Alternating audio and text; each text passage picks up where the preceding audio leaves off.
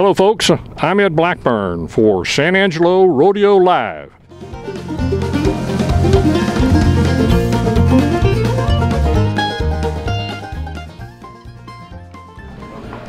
Hello folks, this is Ed Blackburn for San Angelo Rodeo Live once again, and we're here with a very special guest. This individual's name is Pierce Miller. You've been involved in this for a very long time. First of all, before we go into that, tell us a little bit about yourself and what you're doing today.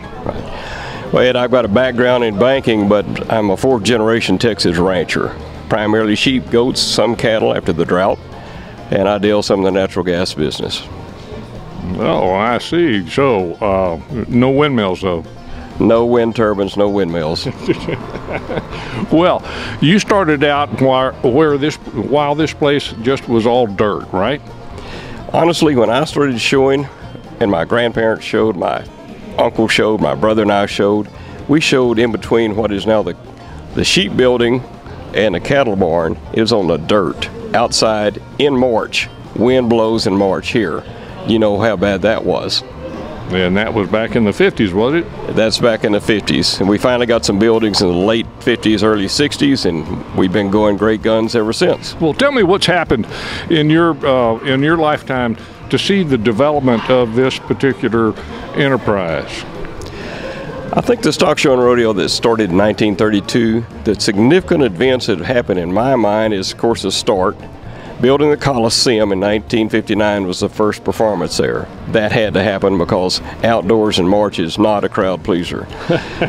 And I guess the other thing that really big was the separating from the Chamber of Commerce, where we became independent and still work with the Chamber of Commerce in great hand in glove. And then the other thing would be the half-cent sales tax monies that Brian May and the leadership at that point in time got all these buildings in which we standing one today. And the amount of improvements we've generated out here for buildings, facilities, and the economic impact on this community is outstanding. What are some of the memories that you have and the showings that you did as you began all this? Well, the memories I have were a lot of hard work. And it's nice to win and the glory that goes with that, but that's short-lived because you got another show coming up or then another year. But my brother and I enjoyed it very much, and it helped us. Both of us were in 4-H and FFA. I'm on the State 4-H Foundation right now, so try to give back a little bit of what they gave to me. You're still very much involved. Still very much. It's taken me this long to become worthwhile to be involved.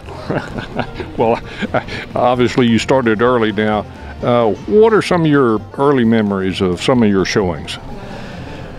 I guess the first showing I had was here in San Angelo. I showed at other shows also, but San Angelo always had the best competition. And so when you pulled out I raised your Rambouillet sheep. And they're the ones with the nice horns and beautiful wool. And pulling them out against the competition, which was significant then, it's still significant now. And if you could get yourself where you had that blue ribbon, you went home very proud young man. Now you're still an active member in the foundation, right? Active member of the foundation. We currently have 35 recipients, scholarships on scholarship right now. We grant about 10 new ones every year, so that adds up into dollars. It's $8,000 scholarship right now. So those that's outstanding, and something we've got about $1.5 million in that scholarship fund, and it's something we strive to increase. So the kids are important. Yes, I mentioned about 4-H and FFA. I think these are future leaders of tomorrow, and these people, the dedication they have for their animals or whatever contests they're entered in these stock shows and rodeo, and the growth that we've had in this stock show right here is outstanding. It's one of the biggest in the state. Well, Pierce, thank you very much for your time. We're thankful for the support of Jim Bass Ford and Bud Light.